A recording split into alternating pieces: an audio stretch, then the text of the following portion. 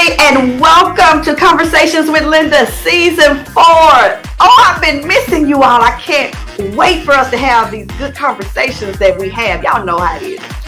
Season 4 is upon us. Y'all know I love a good conversation, so let's have one.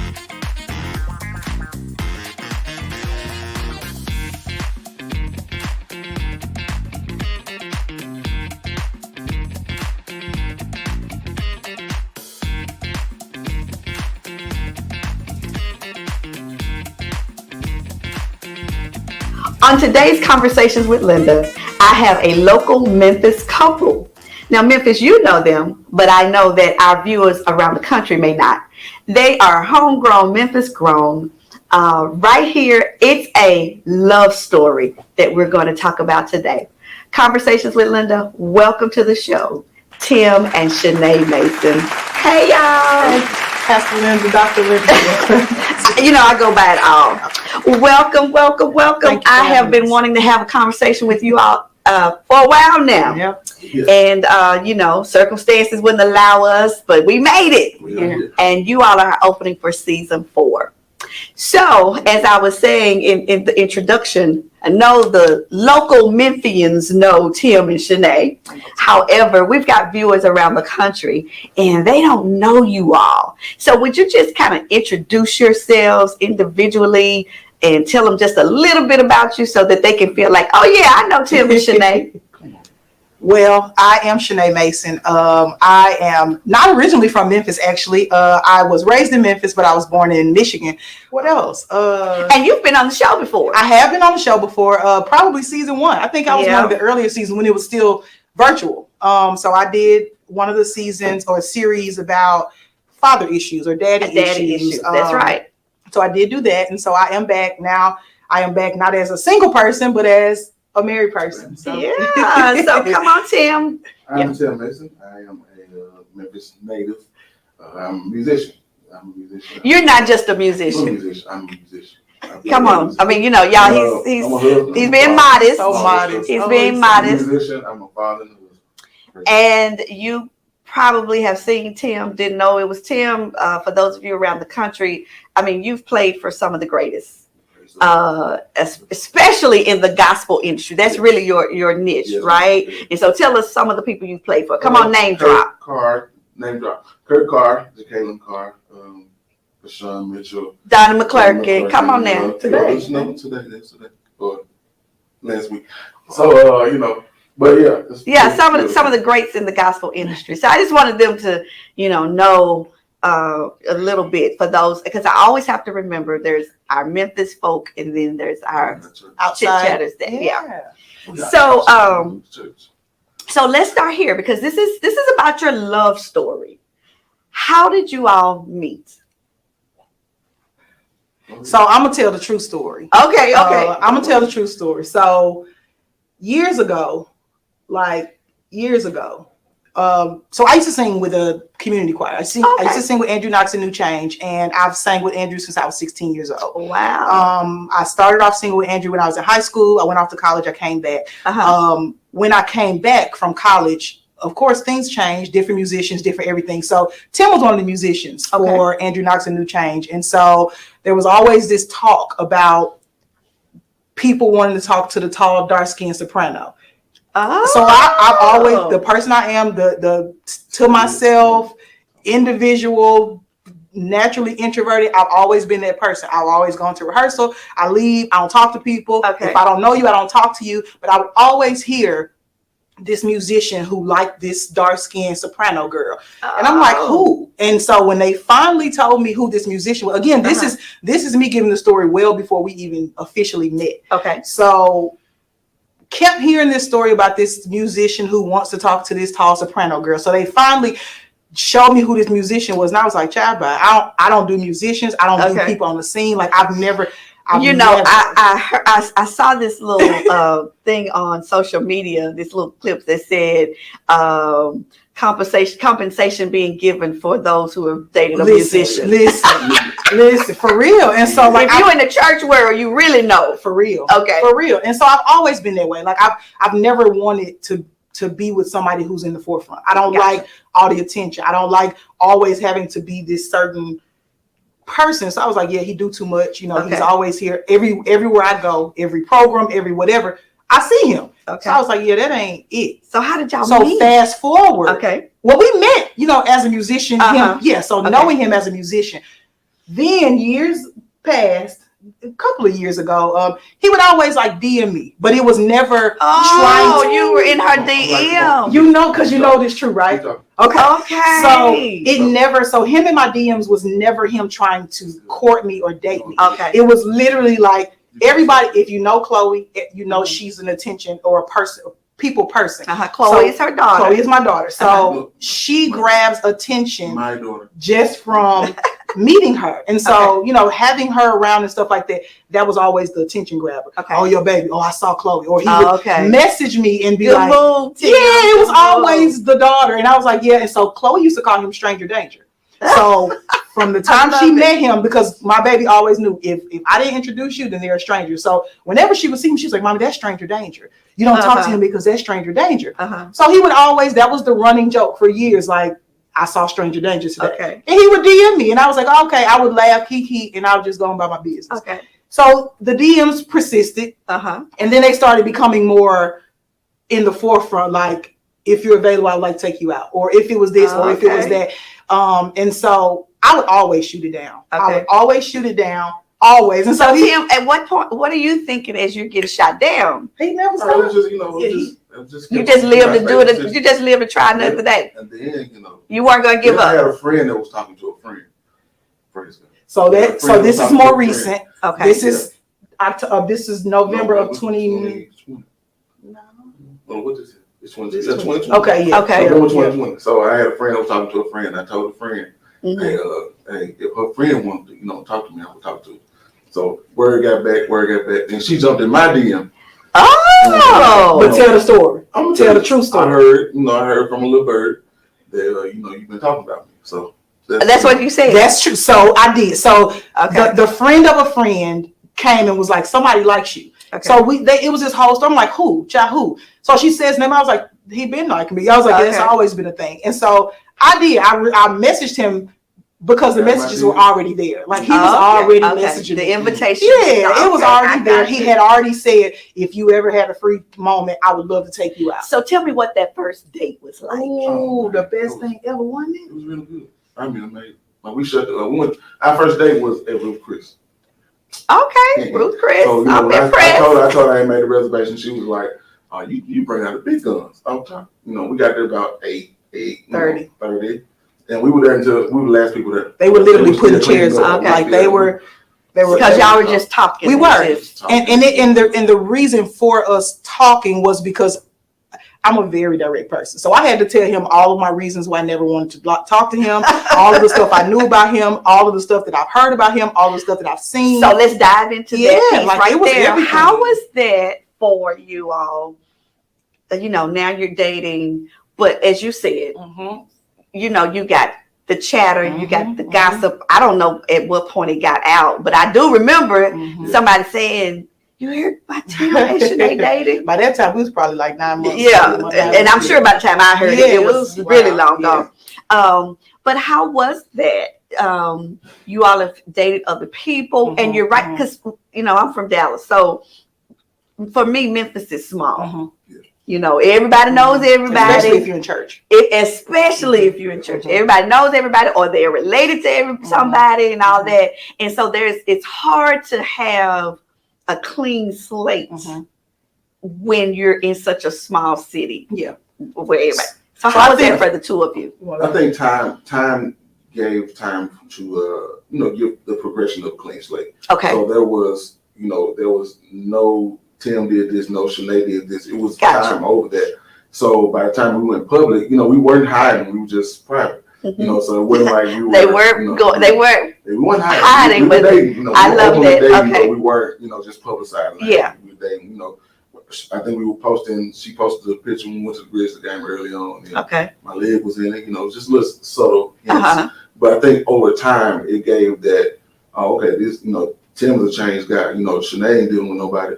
And by the time we went public, it was like, okay, oh man, I see it totally different than Tim. I see Wow. this dude really makes Shaneá happy. So all her friends were on the bandwagon, like, this dude really got her smiling. And vice versa, folks that know me, know me from, prior relationships, prior marriage, they were like, oh, I haven't seen this smiling before. From family to friends to even people that we don't really know like that, but just coming out, just, hey, we've never seen you like this before. So it was worth the wait. All the time she shot you down. Y'all get together and you hit it right off. We did. We did. Overall, absolutely. Okay. Definitely that first date, I was like, he's different. And so for me, I never go by what people say. I like to know people for who they are. Sure. And so even in that first date, I brought out all the questions. Like I had because it's like, what do I have to lose? Like it was literally like me asking questions like, okay, so I'm going to ask you this because this is what I heard. What's the truth in this? Where are you in this situation? Like, because I asked, because I'm like, I don't ever want to automatically write somebody off just because somebody said something to me. And so meeting him and going on a date with him that very first time, us going on a date was the very first time we ever talked. Like we've never had, aside from us speaking to each other, we've never had verbal conversation. So us sitting at the table was literally the first time we're actually had a lot to talk about. Yeah, we literally, Pastor Linda, the only people there left was the server that was serving us. Everything else was cleaned out. And he was like, oh, take your time. It was like, are y'all close? He's like, yeah, we closed about an hour. Like, so he's literally just giving us this time and space, but they were closed. And so he was like, what are y'all celebrating? I was like, this is the first date. Oh. And literally, and so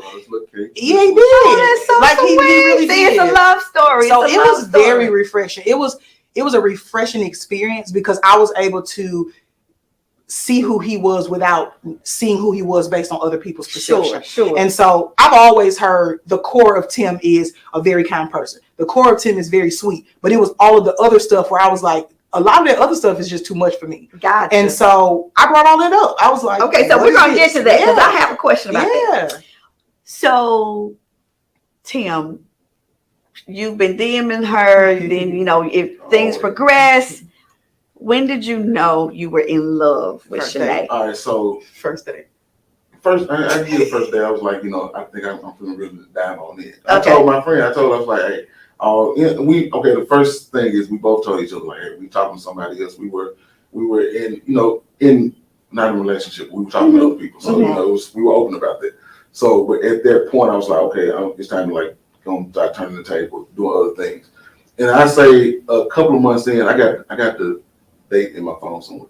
But a couple months in, I wrote a song, and it's a song that I presented to her at the wedding. Oh. But I think at that moment, I was like, yeah, I think it's a wrap. She over here sweating. Hi. So I think at that point, I was like, okay, this is it. Yeah, okay. You knew. When did you know, Shaneá, that Tim was the one? So he took me on a surprise trip for my birthday. Okay. My birthday is January 1st. He took me on a surprise trip, and it was this whole planned thing, and I knew nothing of it. Like literally, I was flabbergasted because he was only thing he asked me was, "Do you mind if we take your truck?" And I was like, "Okay, sure." And so he gets in the truck. He leaves his car. He picks me up from my house, leaves his car at my house, and then we get in my truck. But he's driving. And so as we're driving, we get to the interstate, and he sends me this itinerary. And on this itinerary, it gives me a whole list of what we're about to do. But the top was Tim, I am so impressed with your game. So he literally, so I think the thing that did it for me or set him apart is his consistency. Like I've always said that, like even from years ago, I'm like, he never stopped. Like even when I was like, no, he was very consistent, even years before. And then like meeting me and dating me, he's never like stopped being who he is. And so I think to the core, everybody has always said he's a kind person to the core. He's never like, there has never been a question in my mind to be like, okay, maybe he just put it on the front. Okay. And I feel like when we went to Nashville, or that trip to Nashville solidified it for me, because I'm a very like, well, he said pineapple, but I'm a tough person by nature. And so it's like, it's not easy for me to just be all feeling and and so like I take a minute because I'm like, I need to evaluate a lot of stuff. Like I need to see things. And so even when I feel something, I don't say something. And so we were in Nashville, he made some statement to me about love or something. But my response, his face lit up and I was like, what? He was like, you told me you love me? I said, no, I didn't say that. He was like, oh, you didn't? And I was like, no, I didn't say that. But he was like, it was almost like this moment, like, I've been waiting on you to tell me. Oh. But I was like, no, I didn't say that. But in my mind, I knew I felt it, but I was like, I'm not going to tell you that. And then now you're going to act different. So I kind of just played along or whatever. But Nashville was for sure like the turning point for me to be like, this is a different feeling from before. But we kind of rode that for a minute. Yeah, so we wrote that for a minute. I think it's a thing of paying attention to. So there were subtle hints that she gave, like, nobody's ever done this, nobody's ever done that. So, those were free game again. Those those hints, like, okay, you need to step up and do this. You need to do this. Make sure that you step up and do these things that she hasn't had before. All right, Tim. I'm impressed. I am impressed. Listen, we're gonna take a break, and we're gonna dive deeper when we come back. See you in just a few.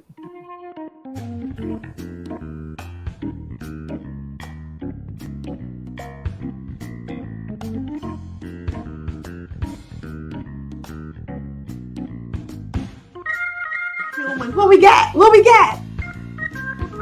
Oh my God! Yeah! Are you willing to come in the camera? Look, y'all, look! We got, look! Come on in! Oh, Lord Jesus, look here. Oh, and they were hot too.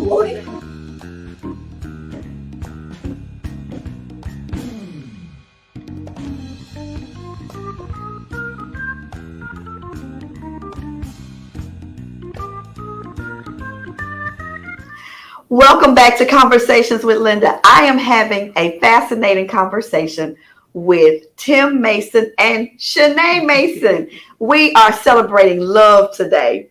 I have already shared with you that they are a local Memphis couple, just in case you're just joining the show. But everybody in Memphis knows Tim and Shaneá Mason. All right, lovebirds, I'm back, and let's dive a little deeper. Because now we're following the story. You've come together. You've told each other you love each other. And let's just go on and fast forward to you get married. You do the proposal, all of that. You decide to get married. Shaneá, when you were on the show some time ago, you talked about your daddy issues. Mm-hmm. And you were very candid about that. How has that played itself out, or has it played itself out in marriage? What did you do to get over it, if you have? Mm-hmm. What does it look like for you? So for me, during that time on the show, I did speak about my issues with that, but I've since gone through therapy. I've had therapy. I'm an avid advocate for therapy. I am, of course, I'm not licensed, but I have a degree in marriage and family therapy. Okay. But so I strongly advocate for therapy. And so that's something that I worked through even before meeting Tim, because I believe that before you start something new, you have to get over whatever the issues are. And so in the past, I feel like I've dated people not like my dad, but had similarities or characteristics of my dad. And so that was one of the things that I had to work through within myself before even pursuing a relationship with anybody else. And so with Tim, I can say that I don't feel like any of that has manifested in our relationship or marriage. One, because we've been in therapy since July of 2020. So we started, so we started therapy as couples therapy. Then we did premarital therapy, and now we're currently in. So we've literally been in therapy since July of 2020, and we've 2021. I'm sorry. Yeah, July of 2021, and we've consistently done therapy since then. Like we've not. So tell me about that. Are in the relationship at this point, are you already deciding that you're going to get married, or is this just a part of the dating relationship that you're going to therapy? This was the dating relationship. Now that's really interesting, because maybe that should be a new trend. Maybe now people need therapy even to date. Maybe it'll tell you. It kind of gives you the assessment to say, hey, do I even want to keep going, and do I need to get to the point of proposing or getting to engagement of marriage? Because a lot of times we waste time because we haven't done those assessments before marriage counseling. Yeah. You've done this big old proposal, and then people have expectations, and a lot of people get married out of expectations. Absolutely. And just, hey, we've already done this save so the we date. Gotta stay. So people are saving the date and the latest date. So, so let's kill that before we even get that part. I want to ask my chit chatters. I want you to give me your feedback. Would you consider going to therapy with someone you're just dating, where there's no marriage proposal? Do you think that's a good idea? Should we now include that in, getting to know you, in the getting to know you phase? And I will say that there's a difference, because sometimes we date, like I've dated people where I know there's nothing going to be there. So I wouldn't even introduce the idea of therapy if I know, like, right off, like, this is fun, but I don't see anything else. And so even though we were dating, and even though marriage was not on the table at that point, I still saw something in him that I was interested in long term. Gotcha. And so I was okay with going to therapy. Actually, I introduced it, and I was like, I think we should do this. And he was in agreement, but the reason for that was because I saw something in him versus other people. You can date folks and be like, well, I know that this is fun. Right. This is cute, but it's not going anywhere. So I wouldn't go to therapy. I wouldn't advise people to make a habit of going to therapy with everybody. Okay. Sure. Okay. I like that.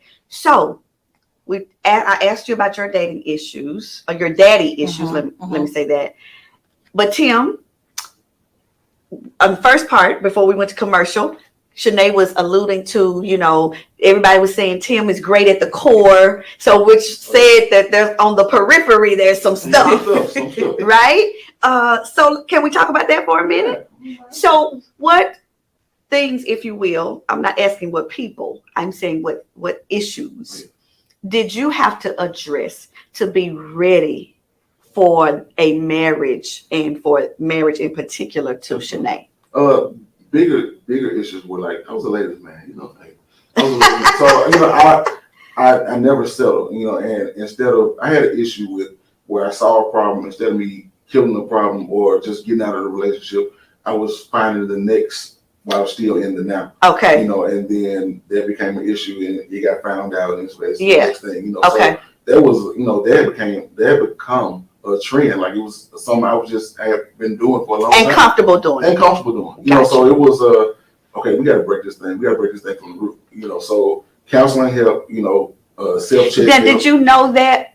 When I say did you know that? Hey, I need to do something about this before Shaneá, okay. Oh, yeah. And I'm saying that because as you're giving, game help, maybe. There's some guys that can hear you Absolutely. And say, hey, okay, Tim had this aha moment. Yeah. What was your aha moment to say? Initially, it was, so I've been married before. So initially, going through a divorce, people don't realize the grief that comes along with divorce. Absolutely. So that was a whole depth dealing with all that. What happened? What did I do? What, I had to deal with all of that. Okay. And, so I already had the self-check. But there was a day, I think I was coming here. I was coming to the church to bring her something. And I was talking to my brother about, hey, I'm dating this girl. I'm talking to this girl. I really like her.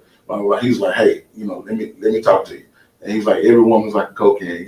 Most people, they drink from the can, they throw it out. So at this point, you're getting older. You got to have that check in the mind. Like, hey, am I going to just drink from this can, throw it out, or am I going to drink from this can and make it a recyclable can and stay with it and do what it takes. So that conversation, really kind of was a game changer for me. So I already had that check, but that kind of put things right into perspective. Like, okay, you got to really lock in. I really want to be with this girl, so don't mess it up. And on top of that, he knew I don't play games. Yeah, so that's really the root of it all. Like, I'm a no nonsense type of person. So when I start seeing bull crap, it's like, yeah, I'm straight. And so I think that also was a level of seriousness for him. Like, because we had dated before, like, and the time he's talking about is actually, we were recording for Christmas. Okay. And he came up here to bring me something for Christmas. And at this point, absolutely nobody knew that we had even been. And so our first date was in November. So this was a month after. And so during that time, it was a lot of conversation, a lot of hanging out, a lot of going out. But in those moments, he knew, like, I'm very consistent in my behavior. Like, I don't want you to feel like I'm like these other people. Like, it's fun for you now, and then you're going to just treat me like anybody else. And so I think that, in addition to the conversation with his brother, also played a part in his seriousness or level of seriousness. And not to say that he wasn't serious, but his will or willingness to want to be like, okay, I need to really figure it out before I truly pursue this person if this is what I want to do. Okay. So I think that also helped because I was like, yeah, you can leave me alone. Like I was cool being single. A big thing is knowing your triggers too. So like I know what those triggers are, and we talk about this all the time. Okay. Like, we know what those triggers are, but those triggers from other people are not the same motives as a trigger from the same. She can say something to me that somebody said to me in my past, whether it's a parent or a former relationship. She can say something to me the same way, but I know that her heart is totally different from, her motive is totally different. Whereas, in the past, that same thing has been said to me in a spiteful way, caused me to go in another direction. So, there's those checks, and I tell her all the time, like, there are moments where, she can say something, and it might hit me in that moment, but, when I calm down and relax and say, okay, she didn't mean it like that. Gotcha. So there are a lot of those moments. So therapy, and I keep going back to this because that's the trend now. It's culturally acceptable, which I'm glad. I've been thinking folks need to go to therapy for a long time. But I'm kind of just staying right here for a moment because I do think for men in particular, knowing the benefit of it, because oftentimes guys don't think it'll do them. Why am I going to go talk to somebody else about my problem? I can just solve it all myself. But you knew that there was a need to get some a professional friend. Absolutely. That's the way I like to think about therapy. It's a professional friend, sure. Right? Because we can talk to our friends all day, but they're not professional. They're gonna be biased. They're gonna tell you what you want to hear. And then I think it's impressive that you had someone even to say to you, appeared that wasn't your therapist, that hey, you need to decide whether or not you're gonna be serious about this. Absolutely. Do you think that because on the show, my single folk come on and they tell me there's pee in the water as it relates to dating, like there's just nothing out here. It's perception, perspective. But do you think that it would be better if there was that type of conversation, especially amongst men? Absolutely. Now, I'm not talking about with therapists, but do you find yourself now talking to other guys? Accountability. I have a couple of friends that, I don't go deep into it. That's one thing we always talk about. Like, we're not talking out of our house. We're not, we're going to deal with our stuff with our therapist or with each other. So I don't go deep with my friends into, what's going on. But, if I'm having a tense moment, I can call and say, hey, and I have a couple of friends like, man, just, you're going to be all right. Just, pick it up, do what you got to do. So accountability is definitely helpful. Absolutely. I love it. So now let's talk about blended family, because you're married, got children, and you're blending these two families together. What has that been like? I know Chloe is adorable. Chloe, I love you. So what else has been the crisscross? So I have Tyler. This is Tyler's mom. Okay. And then Chloe came, and then it became, Chloe's my baby. And even Tyler's mom is like part of the circle too. So they talk more than we do. Really? Yeah, so that's a whole another dynamic. I'm like, okay, that's my wife. So it's really like, she even called this my baby mom. They talk and they're cool. So it's that whole dynamic. All right. And I even inherited a son from my former marriage. So when we got serious, I started having him come around. Immediately I was like, hey, I need you to be my ex-wife so we can, merge this thing. I don't want no issues or. So it was good. It was all good. It was no drama, no drama. Okay. Because that's not always the case. And I think it's always that middle piece. Some people don't really break that thing off, but mine was totally broken off. Okay. So I was like, hey, so what you're saying is sometimes there's still feelings in those relationships. But I went through extensive counseling. So for divorce, for grief, for whatever it is, all that, I went through all of that. Okay. So to deal, and be able to say, hey, I need you to meet her to make sure, she knows who her son's going to be around, all of that. So the blend has been amazing, and to spend time and do all that, we just she takes time. I take Chloe. That's beautiful. Isn't it beautiful? This is love, you all. This is love. And now there is an addition to the family coming. Woo! So I'll let you all give your news. I know local Memphians know, but remember, there are chit chatters all over the place. So y'all give the news. I've been doing good. So we are expecting, actually today is 13 weeks. So we are 13 weeks today. It has been a journey so far. We went through this whole phase of privacy again. So that was another one of those things where we made the decision to only share with parents and siblings of where we were and best friends of where we were until we got to second trimester. And so we made the decision for a host of reasons. One, because of age. Of course, when they say you hit the age of 35, you're considered high risk. And so anything can happen. Anything can happen with pregnancy anyway. Absolutely. But of course, when you're high risk, there are more possibilities. And we've made the decision to stay private until now. And so we did this whole, listen, if it was up to me, nobody would know until I had a baby. Okay. And that's just, and so we went toe to toe for a while because he was like, baby, when I told him, he wanted to tell people the world. And so I was like, yeah, we're not doing that. And so, is this pregnancy different? Oh, it's extremely different for a host of reasons. So it's different for a lot of reasons. One being age, and I really feel like it's age because when I had Chloe, when I was pregnant with Chloe, I was in my 20s. I was 25 pregnant with Chloe. Me being 37 now, it's just a whole different ball game.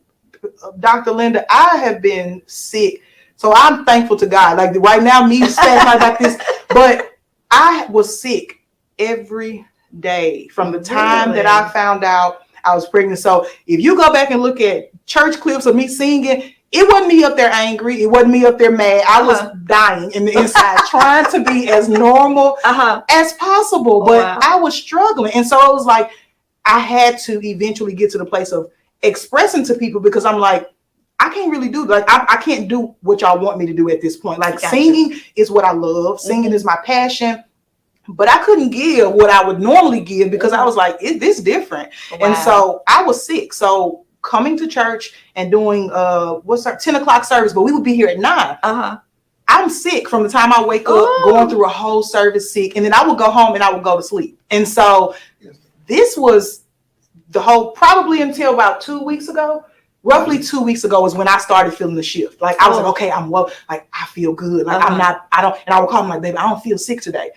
But 2 weeks ago was the first time I really experienced that shift. But at first, it was a train wreck. Like I was like, and you're over here all excited. Can't tell anybody.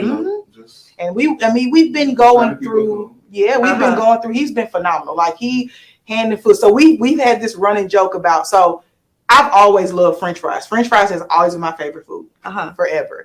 And so I eat French fries from McDonald's and I eat sweet and sour sauce.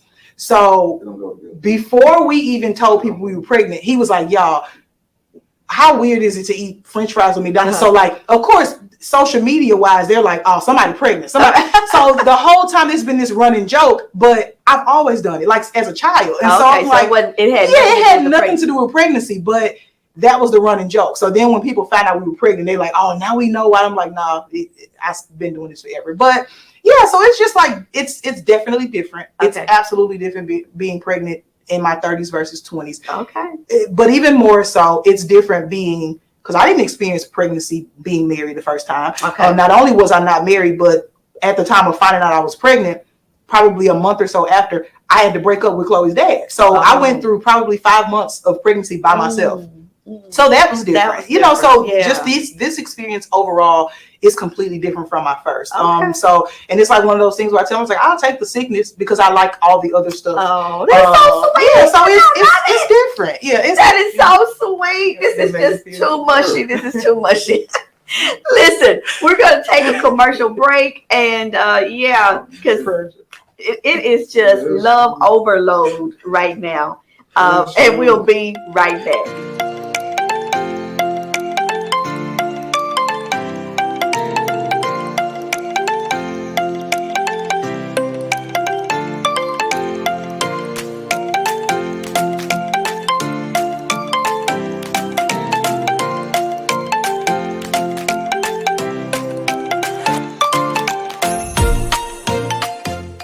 Welcome back to Conversations with Linda. What a way to start season 4.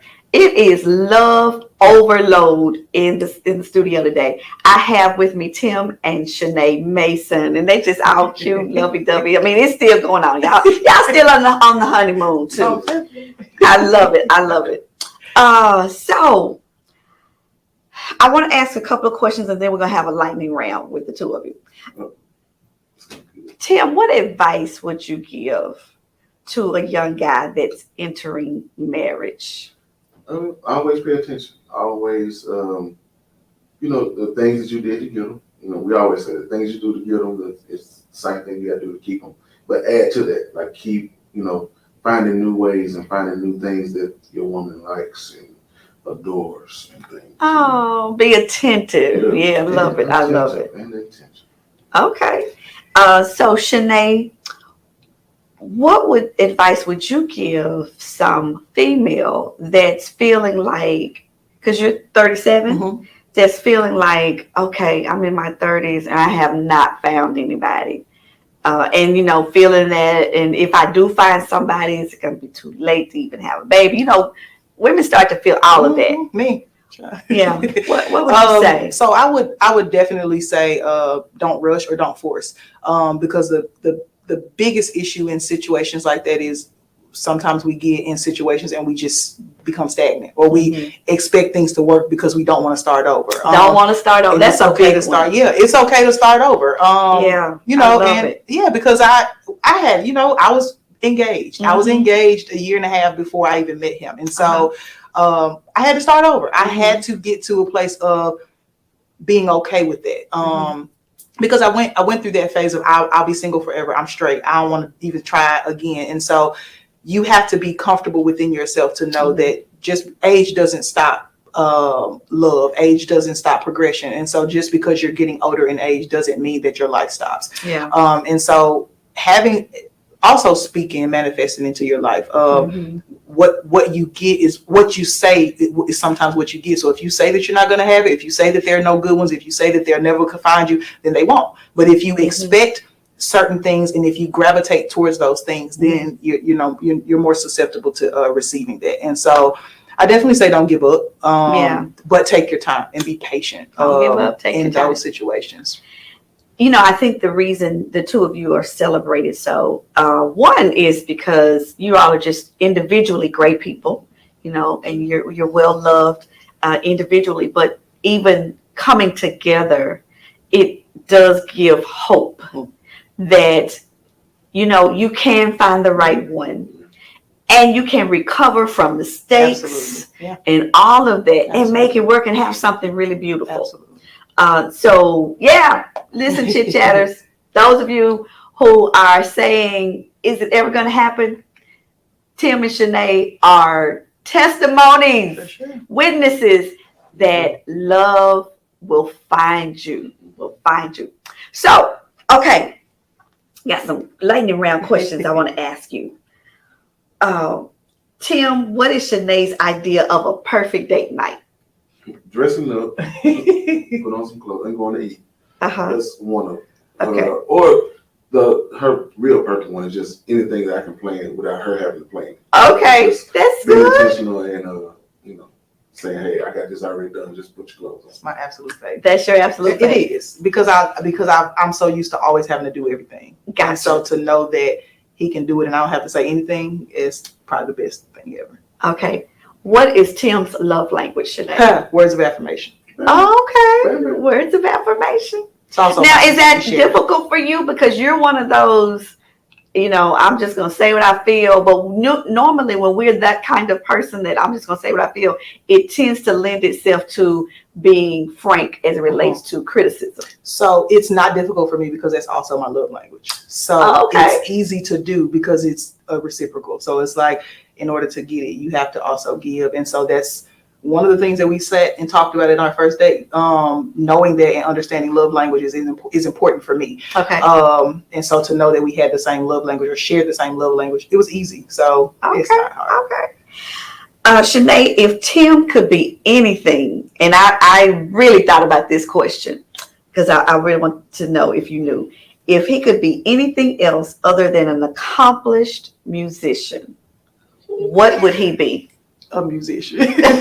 There's literally the only thing, there's an additive is he wants to be able to run a production studio. He wants a studio. So that would be the He only. wants to be Tyler Perry. Like he wants, or more so the music. So he wants to be able to have this building with floors where people can come and they can work and they have all this, like stuff. But he's the owner and operator of this facility. I can see it. Yeah. So that was one of our 5-year plan things that we talked through, because I wanted to know, what is it that, aside from being a musician, aside from being a traveling musician, what is it that you want to do? And so music is never off the table. Even if he could be something else. And what about around the house? Is always music going? Everything is music. Literally, like even when we're sitting, it's an earphone here and he's listening to something, or he's preparing something, or he's looking at an email to learn a song for some. Everything is music. Like Chloe plays drums now because. Oh wow! So it's literally our house bleeds music, and so yeah. Mm-hmm. Tim, what is Shaneá's most attractive quality? The first thing that attracted me to her was her motherhood. So, I was watching her. So it was really. I was watching her with Chloe, like, okay, man, that's really good. So that was first. On top of she's just fine. But motherhood was the first thing that attracted me to her. Just watching her with Chloe and doing the F on the shelf was, with the joint. I know during Christmas time. And then I come around. Stop. Oh, he was so mad. He was like, "So y'all not doing it no more?" I said, "No, Chloe too old. The elves gone." He was like, "When I come, they gone." I was like, "Yeah, they gone." What does that make you feel though to hear that what attracted him first and most is your motherhood? Because it for me, a stalker first of all. So I definitely call him a stalker because he would point out moments where I'm like, "How do you even know that?" He was like, "Girl, I watched everything you did." And it was weird, but it was cute kind of like it was cute when I started liking him, but at first I was like, that's weird, but it made me feel good because it made me know, because everybody knows Chloe is my heart. Like when it comes to her, like what you see is what you get. Like I'm not one of those parents that's like in the forefront, I'm gonna do this, but behind closed doors, and Chloe is a perfect example of that. Like the way she acts in public is because of her training at home, and so for that to be seen by people who don't even know me, like I'm like, and so of course it was always great to hear. Like when he first met me, he was like, I ain't gonna lie, when I first saw you, I was like, she's a great parent. I mean, and I think that's just fascinating and wonderful that to hear a man say, I paid attention to how she parented. I think that should encourage all single mothers, that is a virtue, a quality. It's huge. To attain. So I love it. I love that. Who goes to sleep first? Now? Oh, now. Well, I do naturally, but I'm a night owl. But he's up later than I am because he produces at night. So his creative juices flow at night. Okay. So naturally he's up longer than me, but I can be up until 3, 4, but he will still be up. But now, I get off work at 5. I take Chloe to ballet. I get home by 8:39. I'm like, I'm in the shower, in the bed, like every day. Who's the messiest around the house? Oh, okay. I have undiagnosed OCD, so I am a particular person. Hold on, I can diagnose. No, you diagnose. Yes, you have OCD. Who apologizes first? I disagree. I'm not gonna be able to give you that one. Oh, I take that. So you feel you apologize first? I can get down the street and apologize like before. Oh, really? So, but you think you apologize first? I don't think. I think overall, yes. I think that naturally I apologize first, but I think that he thinks he apologizes first because he does things. Like he thinks that apology is, you want something to eat, or I'm finna go to the store, you gonna get. That's not an apology to me. I am one to say, and then me, I'm an in the moment person. So if you call somebody, if I see it and I know and I agree that it's wrong, I'm like, okay, I apologize for that. I didn't mean that. He's never gonna do that. Like he's gonna wait, and then he's gonna come back and be like, well, I'm finna go to the store. You want something? And to him, that's the apology. And I'm like, we didn't even rectify the situation. I disagree. Like that's why I disagree. Who's going to spoil this baby? Do we know what's too early? Probably. Who's going to spoil this baby the most? Regardless, whatever the gender. Now, if it's a girl, definitely. But I feel like it's either. I mean, I feel like it's going to be him either way, with it, regardless of the gender. Simply because of his love and desire for a child. So I just think it's going to be him for sure. And Chloe. And I'm going to be the eyeball out like I am now.